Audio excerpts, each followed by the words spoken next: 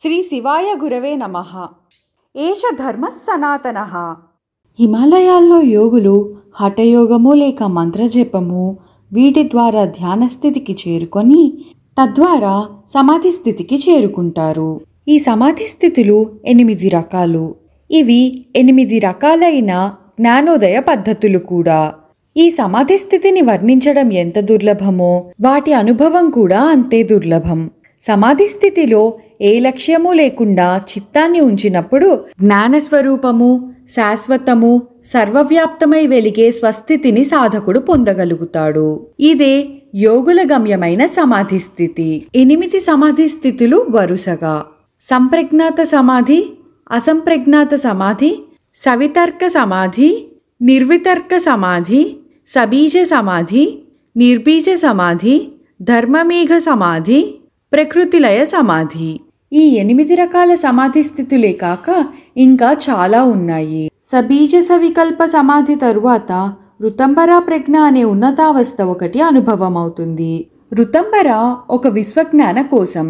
ఋతంబర అన్ని దివ్య సంకేతాలకి, అనుభూతులకి మూలం. ఋతంబర ఆధ్యాత్మిక దూర విద్యా విజ్ఞానం. ఇది అన్ని చోట్ల విశ్వమంతా వ్యాపించిన చైతన్యం. ఎక్కడైనా ఉండి ఎక్కడి నుంచైనా మాట్లాడగల అతీత పరబ్రహ్మని సృష్టితో అనుసంధానం చేసే ప్రక్రియ. దేవతలు, మహర్షులు, సాధకులు, మానవులు, జంతువులు, అన్ని జీవరాశుల, నిర్జీవరాశుల చైతన్యమంతా ఇమిడి ఉండి వాటిని నిర్దేశించే ఒక దివ్యశక్తి జాలం ఋతంబర. ఇది కేంద్రీకరించబడి ఒక్కో వ్యక్తిలో స్థిరమైతే అతను తన గురువుతోనూ దేవతా శక్తితోనూ కనెక్ట్ అవ్వగలుగుతాడు. ఆ సాధకుడి భ్రూమధ్యం అంటే 3వ నేత్రం ఉండే చోట నిండి సృష్టి సంకేతాలు వస్తూ పోతూ ప్రయాణించడం ప్రారంభిస్తాయి. ఆ సాధకులు భూత, భవిష్యత్, వర్తమానాలకు అతీతంగా విషయాలను దర్శించగలరు, వినగలరు, ఏదైనా తెలుసుకోగలరు. ఆజ్ఞాచక్రం తెరుచుకొని అంతర్ముఖమైన జ్ఞానచక్షువులు విచ్చుకొని తానున్న నేను అనే చిన్న వృత్తం నుంచి బయటికి, తన దైనందిన సాధారణ జీవన పరిధి నుంచి బయటికి వచ్చి విశ్వవ్యాపక అసాదృశ శక్తి అనుభూతి చెందుతూ అప్పుడప్పుడు ఆ మహాదివ్య కాంతులను అనుభవాన్ని పొందుతూ మళ్ళీ మామూలు పరిధిలోకి వస్తూ ఉంటాడు ఆ సాధకుడు. మన భాషలో చెప్పాలంటే ఇది ఒక పైలట్ దినచర్యలా ఉంటుంది.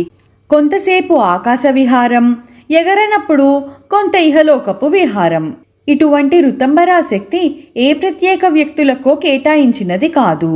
ఇది సృష్టిలో ప్రతి జీవికి సొంతం. వారి యొక్క సాధనా స్థాయిని బట్టి వారు వాడుకోవచ్చును, ఆ శక్తిని పంచుకోవచ్చును.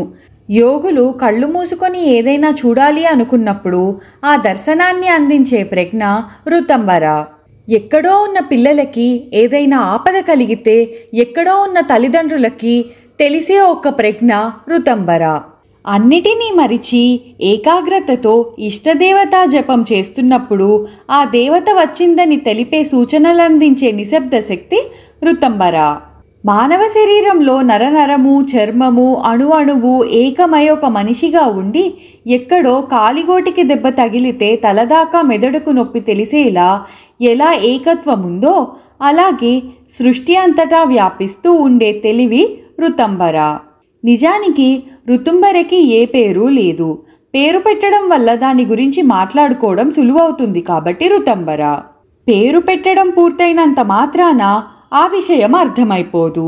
కేవలం అర్థం చేసుకోవడం మొదలవుతుంది. మంత్రం తీసుకోగానే సిద్ధి వచ్చేయదు. కేవలం సాధన మొదలవుతుంది. సృష్టిబడిలో, అమ్మఒడిలో మళ్ళీ కూర్చొని యోగి తన తపస్సుని మొదలు పెడతాడు. ఋతంబరని అనేక మంది అనేక సార్లు దర్శించారు.